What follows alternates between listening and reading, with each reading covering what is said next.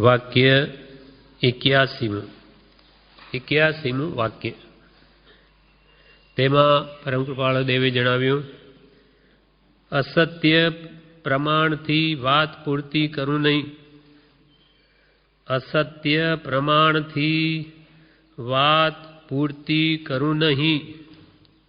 असत्य प्रमाण खोटू प्रमाण आपी अने कोईपण वातनी पूर्ति करूं नहीं एटले के समर्थन करूं नहीं।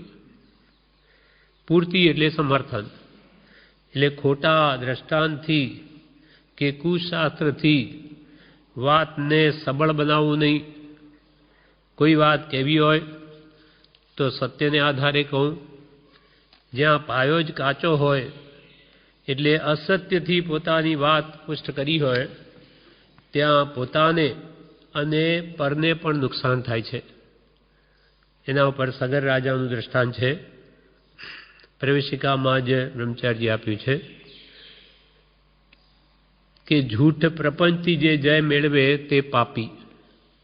झूठ प्रपंच करी ने कोई पण वातमां जय मेळवे ते पापी छे। सुयोधन राजानी कन्या सुलसा हती। तेने सगर राजा साथे परणावવાની ઈચ્છા सगर राजानी धामाताने हती। पण सुलसानी माता अतिथि एनुं नाम तेनी ઈચ્છा तेने पोताना भाईना कुंवर मधु पिंगल साथे परणावવાની हती। पोतानी मातानी ઈચ્છा ज्यारे धामातानी ઈચ્છा सगर राजा साथे परणावવાની हती। तेथी सगर राजाना मंत्रीए युक्ति करीने एक शास्त्र रची जंगल में दाटी दीधुं। पछी थोड़ा वखत पछी बहार काढी आ प्राचीन शास्त्र जंगल में खोदता हाथ आव्युं छे एम जाहिर करीने एम जाहिर कर्युं कि आ तो जूनू शास्त्र खोदता मळी आव्युं। एम कही बधा राजकुमारोनी मध्य ते शास्त्र लावीने वांची संभळाव्युं। तेमां एवुं लख्युं कि जेनी मांजरी पीड़ी आँखों होय ते स्वयंवर में आवे तो कन्यानुं मरण थाय के कन्या ने रंडापो आवे। ते सांभळी मधु पिंगल जेनी आँखों मांजरी हती ते तो नगर छोड़ीने जंगल में जई हरिशेण गुरु पासे दीक्षा लई लीधी। एटले जे कन्यानी माता सुलसानी माताजी अतिथि हती तेनी ઈચ્છા मधु पिंगल एनो भाईनो दीकरो एना साथे परणावવાની हती। पण एनी आँखों मांजरी हती एटले आवी रीते शास्त्र लखी दे के जेनी मांजरी आँखों होय ते स्वयंवर में आवे तो का तो कन्या मरण पामे नहीं तो रंडापो आवे। आवुं एमां लखी दीधुं। एटले आ वात सांभळी पेलो तो मधु पिंगल नगर छोड़ीने जतो रह्यो। जंगल में जईने हरिशरण गुरु पासे दीक्षा लई लीधी अने आ वात सांभळी सगर राजा घणो आनंद पाम्यो अने सुरसा ने परणी अयोध्या में आव्यो। पण बीजा उपर आवुं खोटुं कलंक आपी झूठ प्रपंच करीने आनंद मानवो ए मोटुं पाप छे। माटे असत्य प्रमाण वडे कदी वात पूर्ति करूं नहीं। खोटा आवा प्रमाणों आपी शास्त्रों के दृष्टांतों आपीने वातनी पूर्ति करूं नहीं। आ प्रमाणे कृपालदेवे कह्युं कि असत्य प्रमाण थी वात पूर्ति करूं नहीं। हवे वाक्य 82 असंभवित कल्पना करूं नहीं। असंभवित कल्पना करूं नहीं।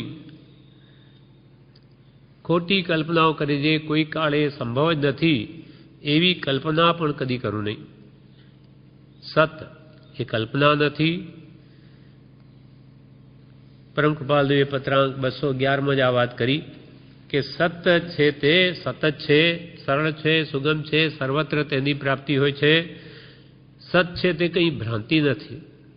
भ्रांति थी केवल व्यतिरिक्त जुदू छे, कल्पना थी पर आगे छे। એટલે સત એટલે આત્મા જેનું દરેક દ્રવ્યનું સ્વરૂપ ત્રણેકાળ રહેવાવાળું છે। કોઈ કાળે કોઈ પણ દ્રવ્યનો નાશ નથી, પણ આત્મા તે સતરૂપ છે, ભ્રાંતિ નથી કે આત્મા નામનો અરૂપી પદાર્થ દેખાતો નથી માટે છે નહીં, એવું નથી, છે જ. અથવા આ પદાર્થો દેખાય એ બધું ખોટું છે, આ મિથ્યા છે, જે વેદાંત કહે કે આ જે કંઈ પણ દેખાય છે તે કંઈ છે જ નહીં, ભ્રાંતિ છે. તો ભગવાન તીર્થંકરો કંઈ ભ્રાંતિ નથી, છે, એનું અસ્તિત્વ છે. ભૂતગલ એ જળ દ્રવ્ય છે, તેમ દરેક પદાર્થ સત છે, એનું ત્રણેય કાળમાં હોવાપણું છે, માટે ભ્રાંતિ નથી. ભ્રાંતિથી કેવળ વ્યતિરિક્ત જુદું છે, ભ્રાંતિથી સાવ જુદું છે. અર્થાત છે, કલ્પનાથી પર આગે છે. કલ્પના માત્રથી એ કંઈ આત્મા ઓળખી શકાય નહીં. અસંભવિત એટલે અશક્ય, જે બનવાનું સંભવ ન હોય એવી કલ્પના, એવી અસંભવિત કલ્પના કરું નહીં. લોકો તો એવી અસંભવિત કલ્પનાથી પણ તણાઈ જાય, માટે સત્ય તરફ લોકોની વૃત્તિ વળે એ સિવાયની બીજી બધી અસંભવિત કલ્પનાઓ કરું નહીં. જેમ કે વેદાંતમાં બ્રહ્મા, વિષ્ણુ, મહેશ આ ત્રણ દેવ કહ્યા છે. એટલે બ્રહ્મા છે તે તો આ જગતને બનાવે, અને વિષ્ણુ આખા જગતનું પાલન કરે, અને મહેશ એટલે શંકર આખા જગતનો નાશ કરે. આ બધી અસંભવિત કલ્પનાઓ છે. બ્રહ્માની એવી શક્તિ ક્યાંથી બધી એક વ્યક્તિને આવી ગઈ જો આખું વિશ્વને બનાવી શકે, અને વિષ્ણુ વળી બધાનું પાલન કરે. આ ઉપાધિ બ્રહ્માએ શું કામ ઊભી કરી? પોતાની આ બધી બનાવવાની ઉપાધિ, વિષ્ણુને પાલન કરવાની ઉપાધિ, શંકરને બધાનો સંહાર કરવાની ઉપાધિ. એટલે આ બધી જ ખોટી કલ્પનાઓ છે. કોઈ બ્રહ્મા, વિષ્ણુ કે મહેશ નામક કોઈ દેવ નથી. જગતને કોઈએ બનાવ્યું નથી. એ તો એનું અસ્તિત્વ અનાદિકાળથી છે અને અનંતકાળ સુધી રહેશે. કોઈએ જગત બનાવ્યું નથી. અને જો ઈશ્વર બનાવવા સમર્થ હોય તો સર્વને સુખી જ કરે. કોઈને શા માટે દુઃખી કરે? દુઃખ શા માટે મૂકે? સર્વને એક સરખા જ બનાવે. કોઈને ગરીબ, કોઈને ધનવાન શા માટે બનાવે? પણ એ બધી અસંભવિત કલ્પનાઓ છે. એટલે આવી અસંભવિત કલ્પના કરવું નહીં. કૃપાલ કે આવી કલ્પના પણ ન કરવું. હવે આગળનું વાક્ય 83મું, લોક અહિત પ્રણીત કરવું નહીં. જેમાં લોકોનું અહિત થાય એવી કોઈ વાત કહું નહીં, કે એવું કોઈ શાસ્ત્ર રચવું નહીં. પ્રણેતા એટલે રચનાર. લોક અહિત પ્રણીત કરવું નહીં. કેટલાક કીર્તિને માટે કલ્પનાથી તણાઈને કથાઓ લખે, નાટકો લખે, શાસ્ત્રો લખે, લોકરુચિને અનુસરી લોકોને જેમ સારું લાગે તેમ પૈસા કમાવવા કે કીર્તિ મેળવવા અર્થે લખે. પણ લોકોનું અહિત તે દ્વારા થતું હોય તેનો તેને લક્ષ્ય રહેતો નથી. કે હું આ બધું લખું છું લોકોને સારું દેખાડવા, પણ એનાથી લોકોનું અહિત થઈ જશે એના ખ્યાલ બહાર રહી જાય છે. તે ભૂલ જણાવવા માટે અહીં કહ્યું છે, લોકોનું અહિત થાય અર્થાત મોહમાં વૃદ્ધિ થાય એવું કંઈ રચવું નહીં. જેથી લોકોનું અહિત થાય, અકલ્યાણ થાય એવી કોઈ કાલ્પનિક કથાઓ રચવું નહીં. નાટકો, શાસ્ત્રો કે ગમે તે વસ્તુ લોકોને સારી લગાડવા કે પોતાને કીર્તિ, માન, મોટાઈ મેળવવા માટે એવું કંઈ પણ કરવું નહીં કે જેથી લોકોનું અહિત થાય. એ ભૂલ જણાવવા માટે કૃપાલદેવે આ વાક્ય લખ્યું કે લોકોનું અહિત થાય એટલે કે એના મોહમાં વૃદ્ધિ થાય એવું કંઈ રચવું નહીં. કલ્પિત કથા મોહીજન જોડે અપત્ય વધારે રોગો. એક તો રોગ આપણને થયો હોય અને વળી અપત્ય આહાર કરીએ તો એ રોગ વધે. તેમ મોહરૂપી રોગ અનાદિનો થયેલો છે. એમાં વળી આવી કથાઓ, નાટકો, સિનેમાઓ કે આવા કુશાસ્ત્રો રચી એને એવા મોહમાં વૃદ્ધિ કરવું નહીં. એટલે લોક અહિત પ્રણીત કરવું નહીં. જેમાં લોકોનું અહિત થાય એવું પ્રણીત એટલે એવું કંઈ પણ રચવું નહીં. 84મું વાક્ય, નાનીની નિંદા કરું નહીં. નાની પુરુષની કદી નિંદા કરું નહીં. નાનીની નિંદા કરવાથી ઘણા કર્મ બંધાય, માટે કરું નહીં. પરમ કૃપાળુ દેવે પત્રાંક 397માં કહ્યું છે, કૃપાલના શબ્દો, જેને દર્શન મોહનીય ઉદયપણે બળવાનપણે વર્તે છે એવા જીવને માત્ર સત્પુરુષાદિકની અવજ્ઞા બોલવાનો પ્રસંગ આપણાથી પ્રાપ્ત ન થાય એટલો ઉપયોગ રાખી વર્તવું એ તેનું, અને ઉપયોગ રાખનાર એ બંનેના કલ્યાણનું કારણ છે. કૃપાલ કે જેને દર્શન મોહની ઉદયપણે બળવાનપણે વર્તે, દર્શન મોહ ને ચારિત્ર મોહ, દર્શન મોહ એટલે મિથ્યાત્વ, મિથ્યાત્વ જેનું ગાઢ હોય એવા જીવને સત્પુરુષની અવજ્ઞા બોલવાનો પ્રસંગ આપણા નિમિત્તે પ્રાપ્ત ન થાય એ ધ્યાન રાખવું. એટલે આપણે માનો કે કૃપાલને પ્રત્યે આપણને પ્રેમ હોય એટલે એના ગુણગાન કર્યા કરીએ, સામા વ્યક્તિને ગમતું ન હોય અને આપણે ભાવાવેશમાં એને બધું કયા જ કરીએ, પેલા જાણે કાં માથું ખાય છે અથવા આ બધું ક્યારે બંધ કરે, એવું ન થવું જોઈએ. અથવા કોઈ એવું બોલાઈ જાય કૃપાલની વાસ્તવિક દશા અને પેલો આવી કે હવે આવું કંઈ હોય આ કાળમાં અને આપણા નિમિત્તે કર્મ બાંધે તો ઉડતું એ વિચારો જી બંધાય. માટે જ્ઞાનીની નિંદા પોતે કરું નહીં અને કોઈ આપણા નિમિત્તે નિંદા કરે એવું કારણ પણ બનો નહીં. એટલે કૃપાલ કે જેને દર્શન મોહનીય કર્મ ઉદયપણે બળવાનપણે વર્તે છે એવા જીવને માત્ર સત્પુરુષાદિકની અવજ્ઞા બોલવાનો પ્રસંગ આપણાથી એટલે આપણા નિમિત્તે પ્રાપ્ત ન થાય એટલો ઉપયોગ રાખી વર્તવું એ તેનું, સમાજીવનું અને પોતાનું અને ઉપયોગ રાખનાર એ બંનેના કલ્યાણનું કારણ છે. આપણા નિમિત્તે જેને દર્શન મોહનીનો ઉદય છે તે સત્પુરુષની નિંદામાં ઉતરે ન ઉતરે તેટલી સંભાળ વિશેષ રાખવાની જરૂર છે. જેમ કે સત્પુરુષની વાત જેને ગમે નહીં તેવા વ્યક્તિ સમક્ષ આપણે સત્પુરુષ પ્રત્યેના પ્રેમને લઈને ગુણગાન કરીએ ને તે તેને નિંદા કરવાનું નિમિત્ત પણ બની જાય. માટે સામાની રુચિ જોઈને વાત કરવી. કૃપાલદેવે ફરી લખ્યું, નાની પુરુષની અવજ્ઞા બોલવી તથા તેવા પ્રકારના પ્રસંગમાં ઉજમાળ થવું એ જીવનો અનંત સંસાર વધવાનું કારણ છે. એમ તીર્થંકર કહે છે. કૃપાલ અમે નથી કહેતા, ભગવાન તીર્થંકરો એ કહે છે કે જ્ઞાની પુરુષની અવજ્ઞા બોલવી, એની નિંદા કરવી અને તેવા પ્રસંગમાં ઉજમાળ થવું એ જીવનો અનંત સંસાર વધવાનું કારણ છે. જે પુરુષના ગુણગાન કરવાથી સંસારથી છૂટા, એવા પુરુષની નિંદા કરવાથી અનંત સંસાર વધે. એ જીવનો અનંત સંસાર વધવાનું કારણ છે. એમ તીર્થંકર કહે છે તે પુરુષના ગુણગ્રામ કરવા, તે પ્રસંગમાં ઉજમાળ થવો અને તેની આજ્ઞામાં સરળ પરિણામે પરમ ઉપયોગ દ્રષ્ટિએ વર્તવું એ અનંત સંસારને નાશ કરનારું તીર્થંકર કહે છે. અને તે વાક્યો જીના ગમને વિશે છે. કૃપાલ કે આવા પુરુષના ગુણગ્રામ કરવા, એની ભક્તિ કરવી, તેવા પ્રસંગોમાં વિશેષ વિશે ઉલ્લાસિત ભાવે વર્તવું, તે પ્રસંગમાં ઉજમાળ થવું અને આવા જ્ઞાની પુરુષની આજ્ઞામાં સરળ પરિણામે ઉપયોગ રાખીને વર્તવું એ જીવના અનંત સંસારનો નાશ કરનારું ભગવાન તીર્થંકર કહે છે.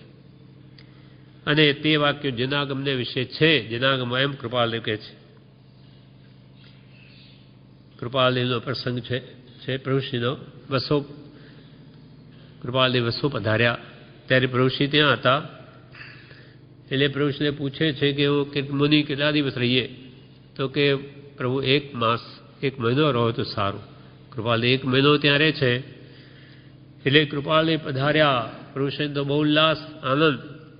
એટલે એ તો પ્રભુશ્રી જ્યાં જાય ત્યાં ઘણા માણસોને કહી આવે કે મુંબઈથી મહાત્મા પધારે છે અને તેનો સમાગમ કરવા યોગ્ય છે.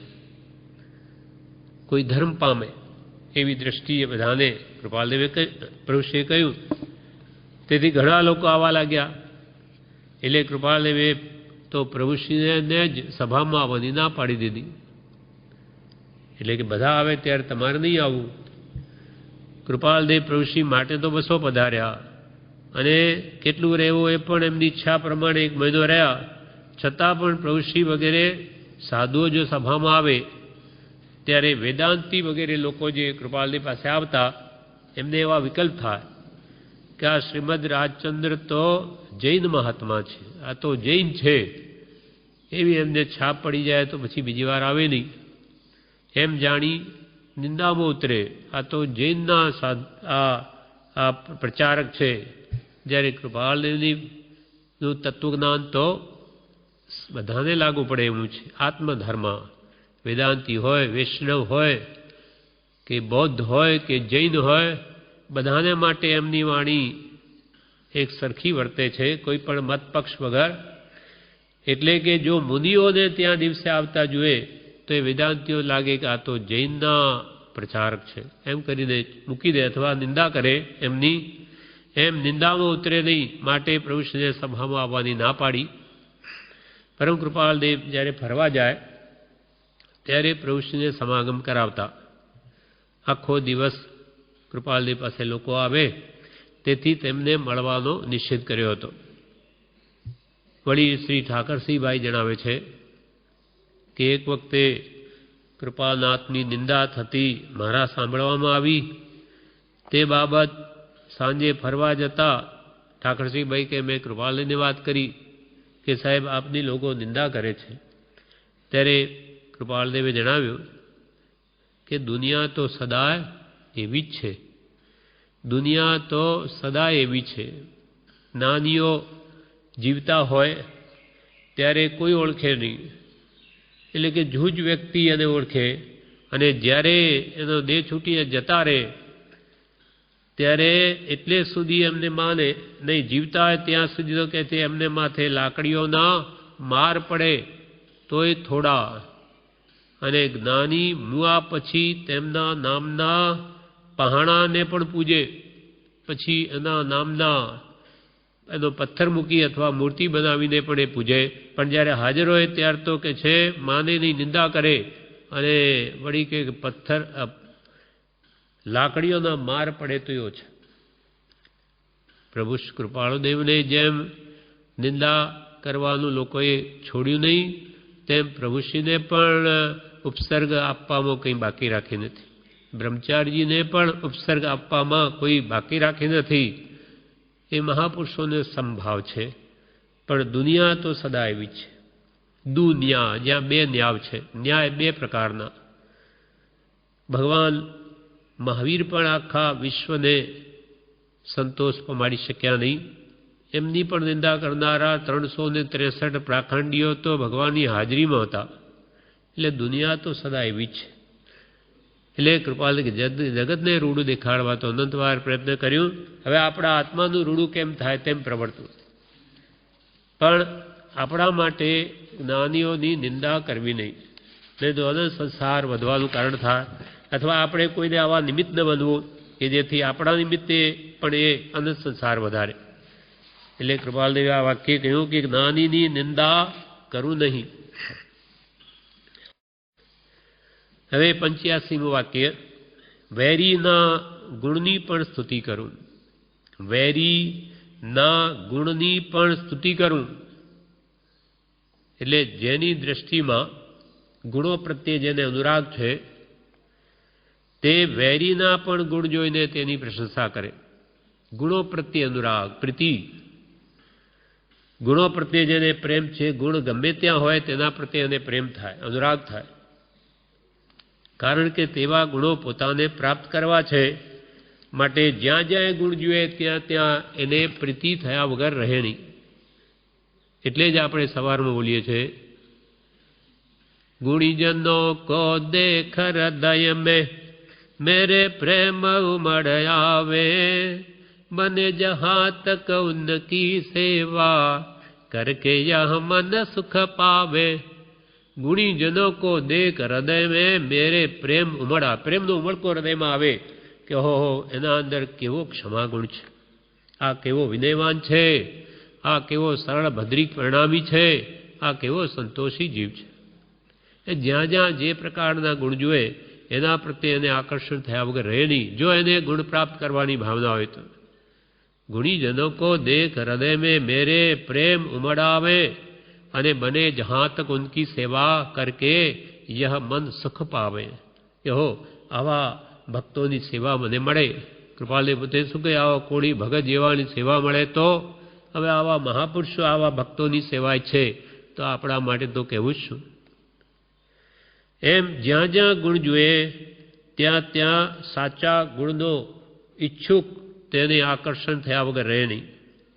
એટલે વેરીમાં પણ આવો ગુણ હોય તો તેની પણ સ્તુતિ કરું, પ્રશંસા કરું. દ્રષ્ટાંત આપે છે બ્રહ્મચારી, જેમ કે ઉકરડો હોય એમાં પણ કોઈ રત્ન પડ્યું હોય અને તે ઝવેરીને દૃષ્ટિએ પડે તો તે લઈને સાફ કરી લે કે આ તો ઉકરડામાં પડ્યું એટલે કોણ લે, એમ નહીં, પણ આ તો રત્ન છે એટલે ઉકરડામાં હોય તો પણ એને ત્યાંથી લઈ લે, કેમ કે તેને તેની કિંમત ખબર છે. તેમ જેને ગુણની કિંમત છે તે ગમે તે પાસે હોય પણ તેને ગુણ તરીકે ઓળખે છે અને તેની પ્રશંસા કરે છે. એટલે વેરીમાં પણ એવો ગુણ હોય તો તેની પણ એ પ્રશંસા કરે. એટલે જેટલી પ્રશંસા કરે તેટલી ગુણની આરાધના થાય છે. અર્થાત એ ગુણ પોતામાં આવે છે કાળે કરીને. જે ગુણો જોયા કરે પોતે ગુણનો ભંડાર બની જાય અને જે બધાના દોષો જોયા કરે તે દુર્યોધન જેવો બની જાય. ધર્મરાજા હતા યુધિષ્ઠિર, એ બધામાં ગુણ જોતા, એ ગુણગ્રાહી દ્રષ્ટિ રાખવી. ગુણા સર્વત્ર પૂજ્યંતે, ગુણો બધે પૂજાય છે. ગુણા પૂજા સ્થાનમ ગુણીષુ, ગુણીમાં જે ગુણ છે એ પૂજાનું સ્થાન છે. ન ચ લિંગ ન ચ વય. લિંગ એટલે સ્ત્રીલિંગ પુલ્લિંગ, આ સ્ત્રી છે કે પુરુષ છે એ જોવાનું નથી, પણ ગુણ છે કે નહીં, ગુણ હોય તો એ સદા પૂજ્ય છે.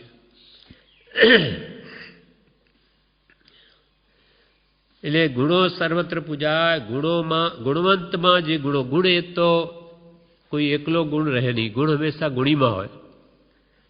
જેમ જ્ઞાન એકલું રહે ને જ્ઞાન નાની માં કળો, તેમ ગુણ ગુણીમાં હોય છે.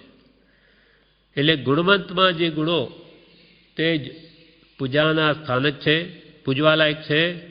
પછી તે પુરુષલિંગ હોય કે સ્ત્રીલિંગ હોય અથવા ગમે તે વયનો હોય, બાળક હોય, 8 વર્ષના બાળક વજ્ર કુમાર, તે દીક્ષા લીધેલી પછી તો એ વજ્ર સ્વામી બને છે અને 8 વર્ષની ઉંમરમાં તો એ આચાર્ય પદવીને પામે છે. જેને 60, 70, 80 વર્ષના પણ નમે એવી જેનામાં યોગ્યતા હતી, તો બાળક છે કે યુવાન છે કે વૃદ્ધ છે જોવાનું નથી, સ્ત્રી છે કે પુરુષ છે. ન ચ લિંગ ન ચ વય. વય એટલે ઉંમર પણ જોવાની નહીં અને લિંગ પણ જોવાનું નહીં. એ સ્ત્રીલિંગ પુલ્લિંગ ગમે તે હોય પણ ગુણ છે તો તે નમન કરવા યોગ્ય છે. માટે કૃપાલદેવ કહે વૈરીના ગુણની પણ સ્તુતિ કરું. હૃદયમાં હજુ એના પ્રત્યે વેર છે પણ એના ગુણ પ્રત્યે આકર્ષણ છે. એ હોવાથી વેરીના ગુણને પણ તે વખાણે છે. અંદરમાં કોઈ કારણસર એને વેરભાવ હોય પણ એના અંદર ગુણ છે, એ ગુણ એને જોઈએ છે, ગમે છે, તો એના ગુણ પ્રત્યે તો એને આકર્ષણ રહે છે. અને આવા જીવને ભવિષ્યમાં તેવા ગુણોની પ્રાપ્તિ થાય છે. માટે મહાનિત્યનું વાક્ય 85 એમાં કહ્યું કે વેરીના ગુણની પણ સ્તુતિ કરું, પ્રશંસા કરું. હવે 86મું વાક્ય, વેરભાવ કોઈથી રાખવું નહીં. કોઈથી પણ વેરભાવ રાખવું નહીં. કેમ કે એ વેરભાવ ભવો ભવ નડે છે. આ ભવમાં રાગના સંસ્કાર કે દ્વેષના એ ભવો ભવ સાથે ચાલે. કેટલાય ભવ સુધી વેર એકબીજાનું હોય તો આવા અવતાર પરસ્પર વિરોધી અવતાર લેવા પડે. જેમ કે સાપ કે નોળિયાના, બિલાડી ઉંદરના કે સાપ કે મોરના. આમ પરસ્પર એને જોતાં જ એને મારવાનો ભાવ ઉપજે તે પૂર્વભાવના વેરના સંસ્કાર છે. માટે કોઈની પ્રત્યે વેરભાવ રાખવો નહીં. જેને મોક્ષે જવું છે તેને કોઈની સાથે વેર રાખવા યોગ્ય નથી. કારણ કે વેરને લઈને ફરી જન્મવું પડે. જેમ કે વાસુદેવ અને પ્રતિવાસુદેવ એ વેર રાખી પૂર્વભાવમાં નિયાણું કરે છે અને હું મારનારો થાઉં આવું નિયાણું કરીને મરે. તે એટલા બધા પુણ્યશાળી હોવા છતાં તે જીવોને નરકે જવું પડે છે. શ્રી કૃષ્ણ જેવા ત્રણ ખંડના અધિપતિ પણ પૂર્વે આવા નિયાણા કરીને આવી પદવી મેળવી હોય એટલે પ્રતિવાસુદેવને મારી અને પોતે અંતે નરકમાં જાય છે. એટલે મોક્ષે જવામાં વેર વિઘ્નરૂપ છે. કૃપાલ કે પૂર્વે ચાલ્યું આવતું વેર આજે નિર્મૂળ કરજે અને નવું વેર વધારીશ નહીં. કે વેર કરીને કેટલા કાળ જીવવું છે. પૃથ્વી માટે કોઈ ઝઘડા કરે તો પૃથ્વી સાથે આવવાની છે. પૈસા માટે ઝઘડા કરે એ સાથે આવવાના છે. તો કે પૈસા જતા કરીને પણ વેર ભાવ કાઢી નાખો. આ વાક્યમાં તો કોઈ પ્રત્યે પણ વેરભાવ રાખવું નહીં પણ ક્ષમા કરું એમ કહી ધર્મને આચરણમાં મૂક્યો. ક્ષમા જ મોક્ષનો ભવ્ય દરવાજો છે. તે જીવ મોક્ષ માર્ગમાં આવી ગયો જે વેરભાવ ન રાખે, ક્ષમા ભાવ રાખે. તે વેર ન કરે તે સંસાર ઓછો કરી શકે. જે કોઈની સાથે વેર ન કરે તેમાં મૈત્રી ભાવના આવે છે. અને મૈત્રી ભાવ ભાવનાર માનવી મહાન છે. વૈર ભાવ ધારનાર મૈત્રીનો અજાણ છે. મિત્ર ભાવ, મૈત્રી ભાવ બધામાં હોવી જોઈએ. મૈત્રી ભાવના તો હંમેશા આનંદ અનુભવે. સર્વજીવ પ્રત્યે સમદ્રષ્ટિ દો. આ વચનને હૃદય લખો. મૈત્રી ભાવના હોય તો જ આ ભાવના થાય. મૈત્રી ભાવ ભાવનાર માનવી મહાન છે. વૈર ભાવ ધારનાર મૈત્રીનો અજાણ છે. મિત્રતામાં કેટલું સુખ છે તે વૈરભાવ ધારનારના મગજમાં ના આવે. વેરમાં તો ક્લેશ છે, કજિયા છે, અંતરમાં બળતરા છે. તત્ક્ષણ દુઃખ આપે, ભવિષ્યમાં એનું ફળ ખરાબ આવે તો આગળ. જ્યારે મૈત્રી ભાવમાં તો આ જ ભાવમાં એ સુખ શાંતિ અનુભવે છે ને પરભાવમાં પણ સુખી થાય છે. માટે આ વાક્યમાં કૃપાલદેવે કહ્યું વેર ભાવ કોઈથી રાખવું નહીં. હવે વાક્ય 87 માતા પિતાને મુક્તિ વાટે ચઢાવું. માતા પિતાને મુક્તિ વાટે ચઢાવું, મુક્તિના માર્ગે ચઢાવું.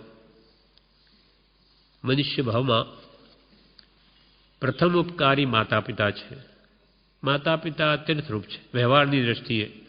વ્યવહારમાં સર્વોપરી ઉપકાર હોય તો માતા પિતાનો અને પરમાર્થમાં સર્વોપરી ઉપકાર હોય તો શ્રી ગુરુનો.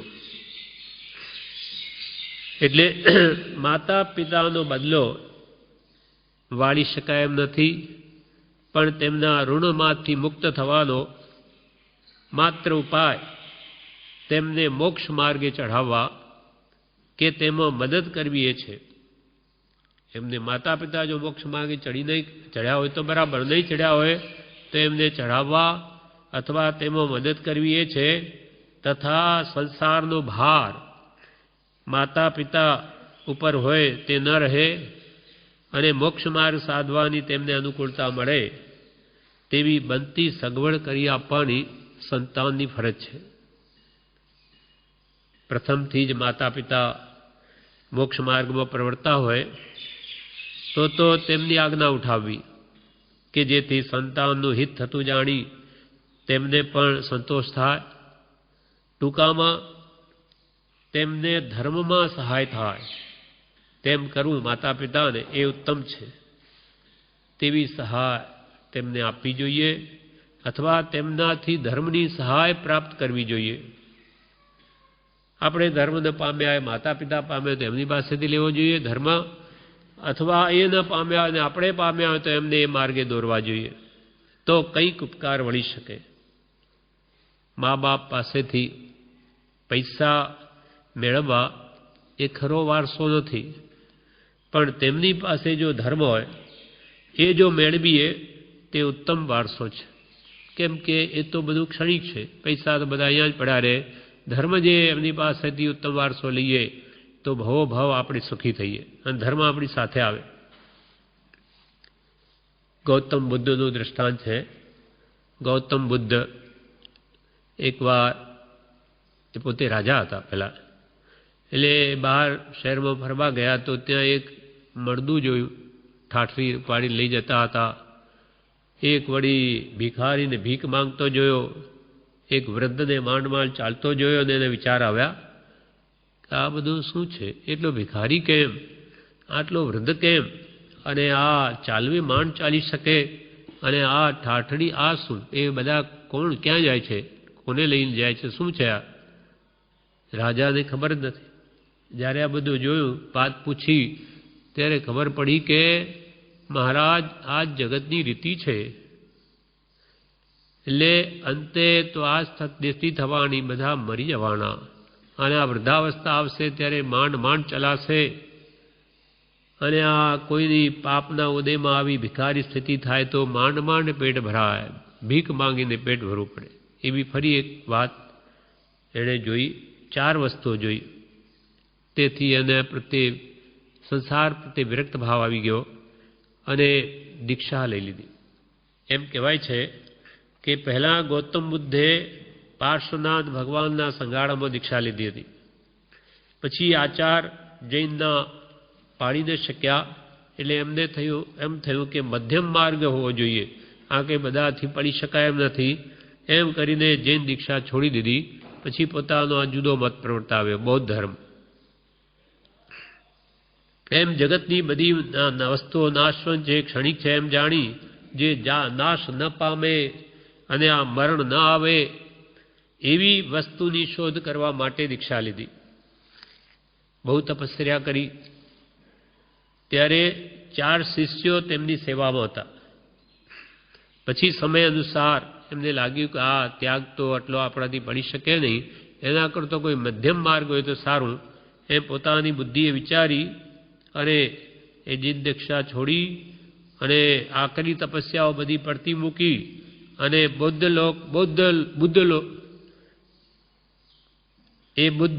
લોકહિત તરફ વળ્યા. લોકોની સામો થાય એમ એના પર વળી ગયા. ત્યારે શિષ્યોએ પણ, જે 4 શિષ્યો હતા, એમને વિચાર્યું કે એ તો વિલાસપ્રિય બની ગયા. આખરી તપસ્યા કરતા તો બધું મૂકી દીધું અને હવે આ જગતના વિલાસમાં પડી ગયા. એટલે એમનો સંગ છોડીને શિષ્યો જતા રહ્યા. હવે મધ્યમ માર્ગમાં એમને જય મળ્યો. કેમ કે લોકોને તો સગવડીયો ધર્મ જોઈએ, ધર્મનો ધર્મ, અને બધું જ થઈ શકે. એટલે એ એમનું વધારે ચાલ્યું બોધનું. એટલે પછી એ શિષ્યોને પાછા સમજાવી અને પાછા પોતામાં લાવી દીધા. એકવાર બુદ્ધ નગરમાં આવ્યા. ભિક્ષા માટે પોતાના ઘરેથી આમંત્રણ આવ્યું. પોતે રાજા હતા, ત્યાંથી આમંત્રણ આવ્યું, તેથી એના ઘરે ગયા. હવે એની સ્ત્રી જે રાણી છે તે એને દીકરાને એમ કહ્યું કે આ પિતા તારા જે દીક્ષા લીધેલી આવ્યા છે એમની પાસેથી એમ કહેજે કે તમારો વારસો મને આપો, એમ માંગણી કર. હવે એના મનમાં તો શું, માતાના મનમાં, કે આ બુદ્ધ કોઈક ચમત્કાર, ગૌતમ બુદ્ધ ચમત્કાર વગેરેથી પુત્રને કોઈ મોટો રાજા થાય કે એવી કોઈ સાંસારિક માંગણી કરી એવા ભાવથી. પણ બુદ્ધે તો શું કર્યું, છોકરાઓને માથે હાથ મૂકી સાથે લઈને જ ચાલતા થયા કે મને વારસો આપો. તો કે ચાલ વારસો આપું. એમ કરીને પહેલે દીક્ષા આપી દીધી અને તેને ધર્મનો વારસો આપ્યો. પણ એવી રીતે સતધર્મ, આત્મધર્મ તે આપણા પિતા પાસે હોય તો એમની પાસેથી આપણે લેવો, આપણી પાસે હોય તો માતા પિતાને આપવો, તો કંઈક ઉપકાર વળી શકે. એવી રીતે કુરમા પુત્ર કેવળીનું દૃષ્ટાંત છે. કુરમા પુત્ર યૌવનવયમાં આવ્યા ત્યારે ઘણી સ્ત્રીઓ તેમને ઈચ્છતી હતી એમની સાથે લગ્ન કરવા. તથાપિ તે મનથી વિરક્ત હતા, વૈરાગી હતા. એક વખતે કોઈ મુનિના મુખથી સિદ્ધાંતના પાઠ સાંભળી તેમને જાતિ સમરણના અંત થઈ ગયું. કુર્માપુત્રને પૂરો ભાવ જાણી લીધો એટલે બધું મૂકી દઈ ઘરમાં જ અનુક્રમે વૈરાગ્ય ધારણ કરી ધ્યાન રૂપ અગ્નિથી આગળ વધીને કર્મરૂપી ઇંધણને બાળી નાખીને ઘરમાં જ કેવળ જ્ઞાન પ્રગટાવી દીધું. શ્વેતાંબર બ્રહ્માને કુર્માપુત્ર કેવડી થઈને ઘરમાં રહ્યા. પણ તેમણે વિચાર્યું કે જો હું હમણાં ચારિત્ર ગ્રહણ કરીશ તો મારા માતા પિતા આ શોકથી મૃત્યુ પામશે. માટે તેમને પ્રતિબોધ કરવા અજ્ઞાત વૃત્તિએ એટલે કે કેવળ જ્ઞાન થયાનું એ ન જાણે તેમ ગ્રહવાસમાં જ રહેવું યોગી છે. આ પ્રમાણે તે ગ્રહવાસમાં રહ્યા. તેમને માટે કહેલું છે કે કુર્મા પુત્રના જેવો બીજો કોણ ધન્ય છે કે જે માતા પિતાને પ્રતિબોધ પમાડવાને અર્થે કેવડી થયા છતાં પણ ગ્રહવાસમાં રહ્યા હોય. કેવળ જ્ઞાન પ્રગટ થયું છતાં એના કુર્માપુત્ર જેવો કોણ છે કે જે માતા પિતાને પ્રતિબોધ કરવા માટે કેવળ જ્ઞાન થયા છતાં પણ ઘરમાં રહ્યા. પરમ કૃપાળુ દેવને પણ દીક્ષા લેવી હતી. માતાને કહે આજ્ઞા આપે જ નહીં. જૈન ધર્મનો સિદ્ધાંત છે માતા પિતાની આજ્ઞા વગર દીક્ષા લેવાય નહીં. પ્રભુ શ્રીમણ જેવું થયું 27 વર્ષની ઉંમરે પ્રભુ શ્રી કે મારે તો દીક્ષા લેવી છે. એ તો છાના માના ગુરુ પાસે ગયા. દેવગણજીને સાથે લઈ સમજાવીને 2 જણા દીક્ષા લઈ લઈએ. પણ ગુરુ કહે કે આમ દીક્ષા ન અપાય. માતા પિતાની આજ્ઞા વગર અપાય નહીં. માતાને ખબર પડી ગઈ કે આ લોકો ત્યાં ગયા એટલે મુનિમને લઈને ત્યાં સુરત દોડ્યા અને ગુરુને કહ્યું કે આ અમને દીક્ષા આપવી નહીં. તો કે ભાઈ તમારી આજ્ઞા વગર અમે આપીએ નહીં. તો કે એને પુત્ર થાય પછી હું રજા આપીશ. દીક્ષા આજ્ઞા ન મળી. પાછા આવ્યા. 30મા વર્ષે એક પુત્રનો જન્મ થયો કે તરત જ 1 મહિનાનો થયો અને પ્રભુ શ્રી તો પાછા દીક્ષા લેવાની વાત કરવા ગયા. તો એ ગુરુએ કહ્યું કે માતા પિતાની આજ્ઞા વગર દીક્ષા નહીં મળે. એટલે કે તમે હવે આવો વટામણ અને મારા માતાને સમજાવો કોઈ રીતે ઉપદેશ ચોમાસું કરો. પછી ત્યાં આવે છે એમાં પછી એ માતા પિતા સમજી જાય છે અને દીક્ષાની આજ્ઞા આપે છે. તેમ કૃપાળદેવની આજ્ઞા ન મળી. માતા કે આ સંગણીનો રોગ છે મટે ત્યારે આપીશ. મને તમારા પ્રત્યે મોહ ઘણો છે. એમ માતા પિતાની આજ્ઞા વગર કૃપાળુદેવે પણ દીક્ષા લીધી નહીં. તો પછી કરવું શું? એટલે જ્ઞાન વડે જોયું તો 36મા વર્ષે દીક્ષાનો ઉદય છે. 33મા વર્ષે તો આયુષ્ય જ પૂરું થઈ ગયું. એટલે પછી એ જંગલમાં જ વિહાર કરતા. કેટલાય મહિનાઓ કૃપાલદેવ જંગલોમાં જઈને પોતાની આરાધના કરતા. એવી રીતે સાધના કરીને પોતાનો સમય વ્યતીત કર્યો. એમ માતા પિતાને મુક્તિ વાટે ચઢાવવું. હવે 88મું વાક્ય છે કે રૂડી વાટે તેમનો બદલો આપો. મા બાપની માંગણી ગમે તે હોય તો પણ તેમનું આત્મહિત થાય તેવો બદલો આપો. જેમ કે પરમ કૃપાળના પિતા શ્રી રવજીભાઈ 56ની સાલમાં દુકાળ પડેલો. તે વખતે ઘણા લોકોને અનાજ પણ મળતું નથી તો અફીણ ક્યાંથી મળે, જે નશાની ચીજ છે અફીણ. એમ ધારીને રવજીભાઈ તે કૃપાળુને શું કહે, પિતા છે પોતે, તો કે અફીણના જે બંધાણી હોય જેને અફીણ ખાવાની આદત હોય તેમને આપણે અફીણ વેચવાની આપણે અફીણ વેચીએ. ત્યારે કૃપાલદેવ શું કહે, અરે આ કંઈ આપવાની વસ્તુ છે? દુષ્કાળ પડ્યો ત્યારે કૃપાલદેવ વિચાર્યું કે આવી માંગણી પૂરી કરાય નહીં. ભલે માતા પિતાની થઈ તો શું, એ ઠીક નથી. એવા સમયમાં જ્યારે ખાવાનું નથી મળતું તો અફીણ ક્યાંથી મળે? એટલે એવી આદત કોઈની હોય તો પણ છૂટી જાય. એવી નશાની વસ્તુને ઉત્તેજન આપવું એ કંઈ દાન નથી. તેથી કહ્યું કે રૂડી વાટે તેનો બદલો આપું. ગમે તે માતા પિતાની આજ્ઞા હોય તે નહીં, પણ જેમાં આત્માનું હિત હોય, સપરહિત હોય એવું કાર્ય કરવું. એમ માતા પિતાની આજ્ઞાને રૂડી વાટે તેનો બદલો આપો. કેવી રીતે? તો કે એક પુત્ર હતો, તેના માતા પિતા બીમાર થયા. માતા બીમાર થઈ, રાત્રે પુત્ર પાસે પાણી માંગ્યું. પુત્ર પાણી લઈને આવ્યો. ત્યાં સુધી માતાને ઊંઘ આવી ગઈ. પુત્રને પાણી માંગ્યું ને એ પાણી લેવા ગયો. પુત્ર પાણી લઈને આવે ત્યાં સુધી માતાને નિદ્રા આવી ગઈ. પુત્ર આખી રાત તેમની પાસે પાણીનો લોટો લઈને જ ઊભો રહ્યો. સવારમાં મા જાગી ત્યારે કહ્યું કે તું આખી રાત ઊભો રહ્યો? ત્યારે પુત્ર કહે, મા, તમે મને 9 મહિના ઉદરમાં રાખીને ભાર વહન કર્યું છે, તો હું તો એક રાત જ ઊભો રહ્યો છું.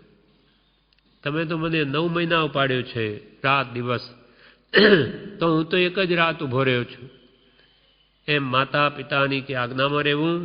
જો વૃદ્ધ હોય તો તેમને ખાવા પીવાની તેમજ પહેરવા વગેરેની સંભાળ રાખવી.